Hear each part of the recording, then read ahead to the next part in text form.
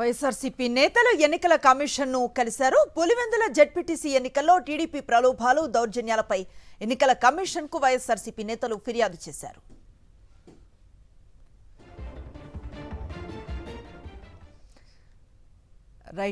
వైఎస్ఆర్సీపీ నేతలు ఎన్నికల కమిషన్ను కలిశారు. అనంతరం పేర్ని నాని మీడియాతో మాట్లాడుతున్నారు. లైవ్ చూద్దాం. అంటే ఎంత వింత పోకడలంటే పొద్దున్నే నిన్న ఉదయం నుంచే ఎన్నికల యంత్రాంగం కొత్తపల్లి, నల్గొండవారిపల్లి, అట్లాగే ఎర్రిపల్లి,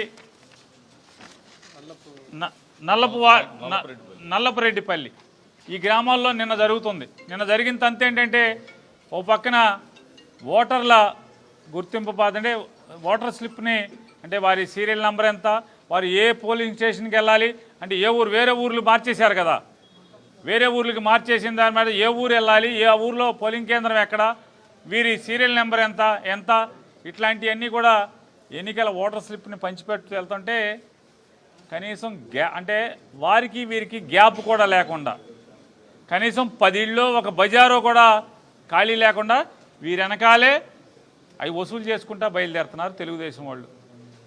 ముందుగా ఓటుకి 10,000 రూపాయల చొప్పున ఓటర్కి ఆశ చూపిస్తున్నారు.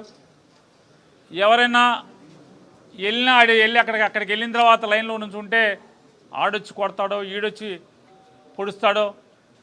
సాక్షాత్తు గన్మెన్లు ఉన్నటువంటి ఎమ్మెల్సీ రమేష్ యాదవ్కే ఇవాళ రక్షణ లేని పరిస్థితి. మనం వెళ్ళి ఈ ఊళ్ళోంచి ఇక్కడి నుంచి అక్కడికి తీసుకెళ్ళి ఆ ఊరు తీసుకెళ్ళి పొరుగురు తీసుకెళ్ళి ఓటేయమంటున్నాడు. అక్కడికి వెళ్ళి లైన్లో నుంచుంటే ఎవడొచ్చి కొడతాడో, ఎవడొచ్చి పొడుస్తాడో. ఎందుకు వచ్చింది రా బాబు, 10,000 ఇస్తున్నాడు చంద్రబాబు నాయుడు, ఆ 10,000 తీసుకుందాంలే అని చెప్పని ఆ 10,000 తీసుకుని స్లిప్పులు ఇచ్చేవాళ్ళు కొంతమంది భయపడేవాళ్ళు ఉన్నారు.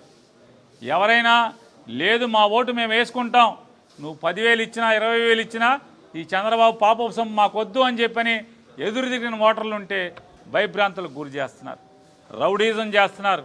నిన్న ఆయన్ని తలకాయ నరికాం, నిన్న ఈడి కాలు చేయించి తీసాం, మళ్ళీ ఆడి మీద కేసు పెట్టాం. నిన్న అవినాష్ రెడ్డి మీద, అవినాష్ రెడ్డితో పాటు 150 మంది మీద కేసు పెట్టాం. రేపు ఆయన్ని చేస్తాం, రేపు ఈయన్ని చేస్తాం, మిమ్మల్ని కూడా ఇదే గతి పడుతుందని చెప్పని బెదిరించడం, రేపు ఊళ్ళోంచి ఎలా బయటకు వస్తావో చూస్తామని చెప్పటం, ఇన్ని చెప్పి బెదిరిస్తుంటే ఇంటి బయట పోలీసు ఉంటాడు, ఆ బజార్లో సబ్ ఇన్స్పెక్టర్ ఉంటాడు, ఆ ఊరు సెంటర్లో సర్కిల్ ఇన్స్పెక్టర్ ఉంటాడు. కానీ ఎవడో కూడా ఒక్క అధికారి కూడా వీళ్ళని నిర్వహించడు. షాడో ఆఫీసర్లు తిరుగుతూ ఉంటారు. ఇవన్నీ ఎవరి కోసమే అంటే రోజు వైఎస్ఆర్ కాంగ్రెస్ పార్టీ వాళ్ళు వచ్చి ఇక్కడ అలరలరి చేస్తున్నారు.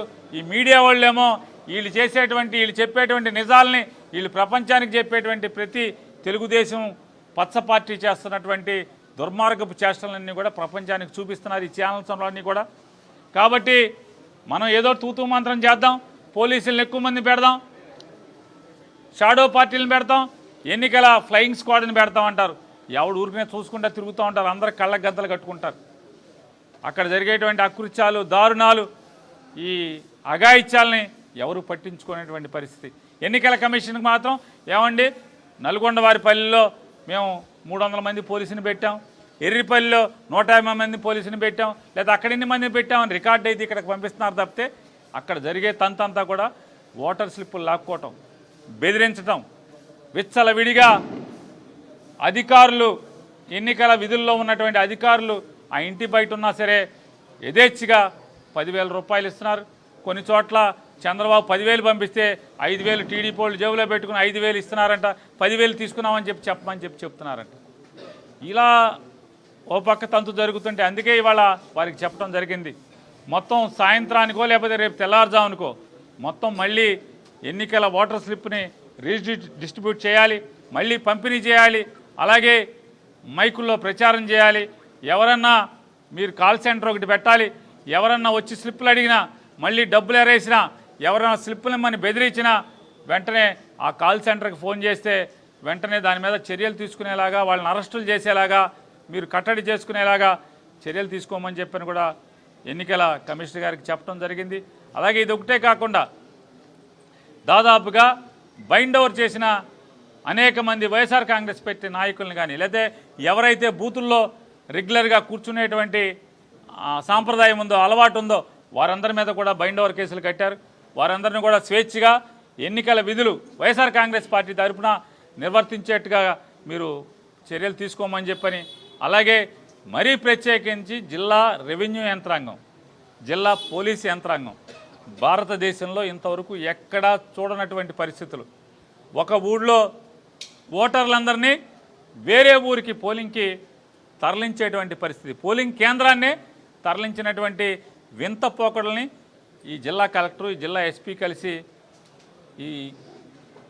ఈ రకమైనటువంటి ఏర్పాట్లు చేయటం ప్రజాస్వామ్యాన్ని అపహాస్యం పాలు చేసేటువంటి పరిస్థితులు అక్కడ జరుగుతున్నాయి. కాబట్టి అలాగే వ్యవస్థ, ప్రభుత్వం చేస్తున్నటువంటి ఈ అకృత్యాలని ఎన్నికల కమిషన్ జోలి విధిల్చి ఇవాళ ఒక్కరోజన్నా నిర్భయంగా మీ విధులు నిర్వర్తించమని చెప్పి కూడా వారిని కోరుకోవటం, డిమాండ్ చేయడం జరిగింది.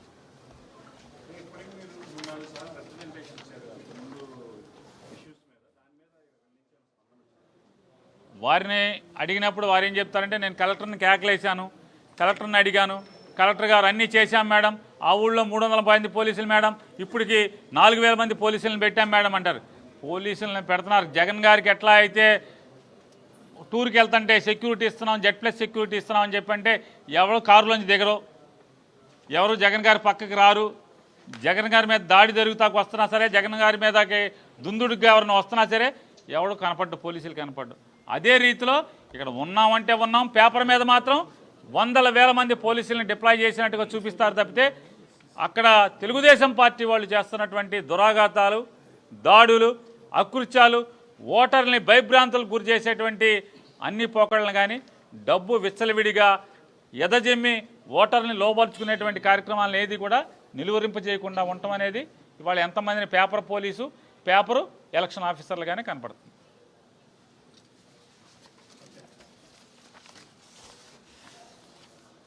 చంద్రబాబు నాయుడు ప్రజాస్వామ్యాన్ని కూనీ చేస్తాడని తెలుసు, కానీ ప్రజాస్వామ్యాన్ని కైమాలాగా కూనీ చేస్తాడని చెప్పేసి ఎవరు అనుకోవాలి. ఒక పులివెందుల జెడ్పీటీసీ స్థానం గెలిస్తే జగన్మోహన్ రెడ్డి గారి ఆత్మస్థైర్యాన్నో, వైఎస్ఆర్ కాంగ్రెస్ పార్టీ శ్రేణుల ఆత్మస్థైర్యాన్నో దెబ్బతీయాలని చెప్పేసి ఒక ఏదో పెద్ద పన్నాగం. చంద్రబాబు నాయుడికి తెలుగుదేశం పార్టీ ఒకటే చెప్తా ఉన్నాం, ఈరోజు ఏదో పులివెందుల జెడ్పీటీసీ బై ఎలక్షన్లో ఇది ఎన్నికంటారా? సిగ్గుచేటైన విషయం ఇది. ఒక సొసైటీ నామినేట్ చేసినప్పుడు ప్రభుత్వం ఒక నామినేటెడ్ పద్ధతిలో పేర్లు ఇస్తుంది, అట్టానే చేసుకుపోయారా? సిగ్గు శరం లేకుండా దీన్ని ఎన్నికంటారా? రాష్ట్ర ఎన్నికల కమిషన్ని తప్పుదోవ పట్టించి అధికార యంత్రాంగం మొత్తం కూడా మీ చెప్పు చేతలు చేసుకొని అధికారుల్ని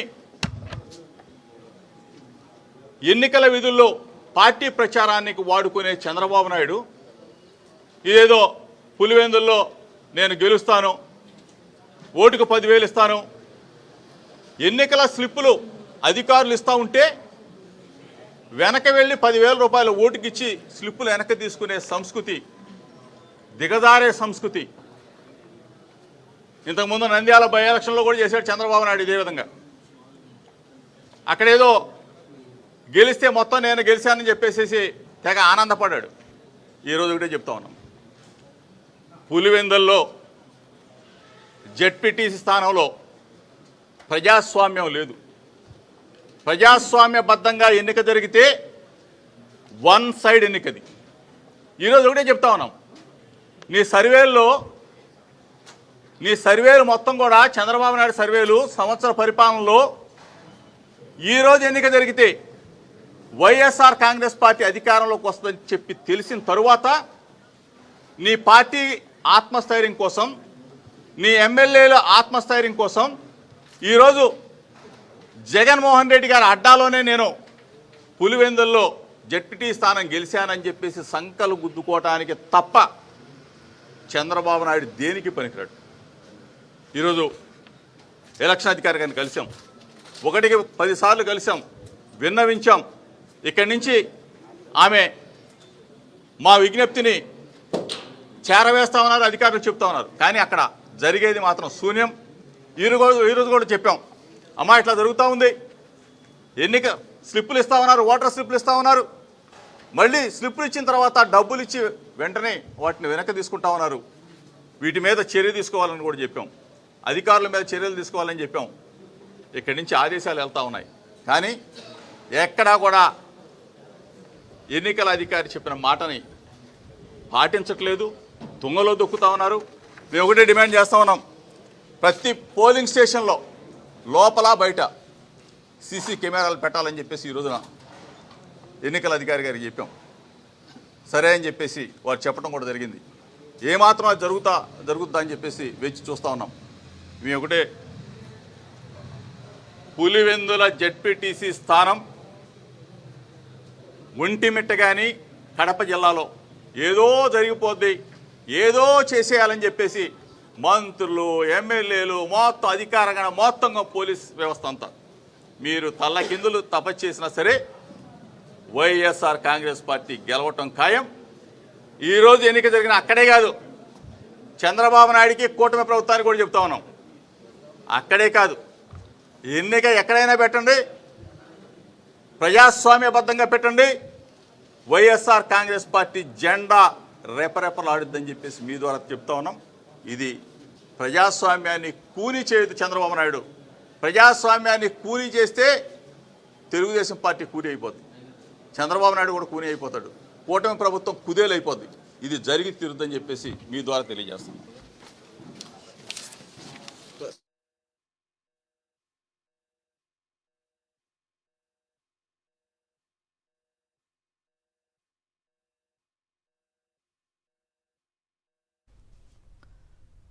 పులివెందుల ఉప ఎన్నికకు సంబంధించి అక్కడ జరుగుతున్న అప్రజాస్వామిక చర్యలను ఎన్నికల కమిషన్ దృష్టికి తీసుకువెళ్లారు వైఎస్ఆర్సీపీ నేతలు. అనంతరం ఈ ఎన్నికల్ని ప్రశాంతంగా, పారదర్శకంగా, ప్రజాస్వామ్యయుతంగా నిర్వహించాలని ఈసీకి విజ్ఞప్తి చేసినట్లుగా మీడియాకి తెలిపారు.